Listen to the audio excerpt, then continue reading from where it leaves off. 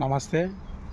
నేను బండి వంశీకృష్ణ గౌడ్, సర్వాయి పాపన్న మూగుదెబ్బ గౌడ సంఘం రాష్ట్ర యూత్ ఉపాధ్యక్షుడు. ఈరోజు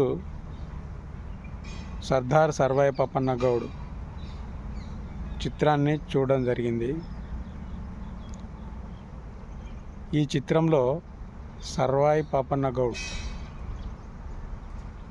చేసిన పోరాటాలను, అట్టడుగు వర్గాల కొరకు ఆయన చేసిన అనేక సంక్షేమ కార్యక్రమాల గురించి చాలా గొప్పగా చూపించారు.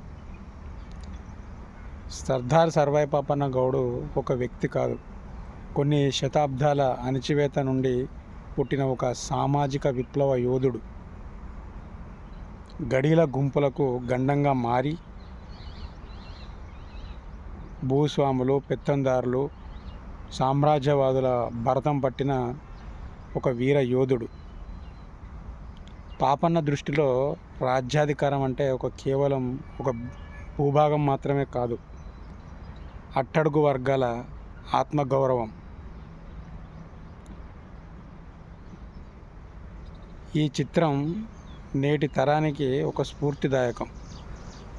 ఏదైనా ఒక లక్ష్యాన్ని నిర్ణయించుకున్నప్పుడు ఆ లక్ష్యం కొరకు ఎదురయ్యే ఇబ్బందులను, అవమానాలను, కుట్రలను ఏ విధంగా ఛేదించాలో పాపన్న జీవితం అనేది నేటి తరానికి ఒక గుణపాఠం. ఒక సామాన్య గౌడ కులంలో పుట్టి ఎలాంటి రాజకీయ వారసత్వం లేకుండా, ఎలాంటి రాజరిక వ్యవస్థ తనకు అండగా నిలబడని పరిస్థితుల్లో కూడా స్వతంత్రంగా తనకంటూ ఒక లక్ష్యాన్ని, ఒక నిర్దేశిత మార్గాన్ని ఎంచుకొని తన వర్గం ప్రజలకు, తనలా ఇబ్బందులకు గురైన సామాన్య ప్రజలకు అండదండగా నిలవడానికి తన జీవితాన్ని త్యాగం చేసిన మహోన్నత వ్యక్తి సర్దార్ సర్వాయి పాపన్న గౌడ్. నేటి తరం యువతకు సర్దార్ సర్వాయి పాపన్న గౌడు ఒక ఆదర్శనీయమైన వ్యక్తి. అలాంటి వ్యక్తిని కొన్ని అగ్రవర్ణాల శక్తులు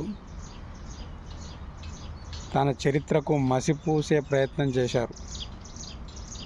అలాంటి